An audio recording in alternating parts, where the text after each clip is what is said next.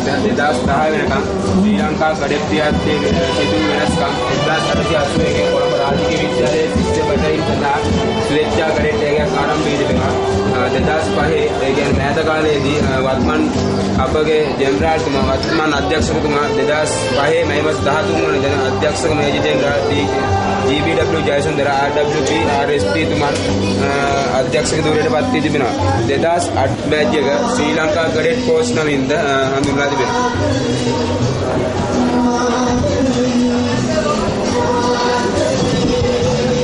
ශ්‍රී ලංකාවේ දැනට පවතින කඩෙට් බැටාලියන් 19 ව්‍යාප්ත වී තිබෙන ප්‍රදේශ මෙම සිතිය මේ ලකුණු කරලා තිබෙනවා. මේ තිබෙන්නේ අපගේ බලයනිය වෙන 15 වන බලයනිය දැනට පවතින ස්ථානය.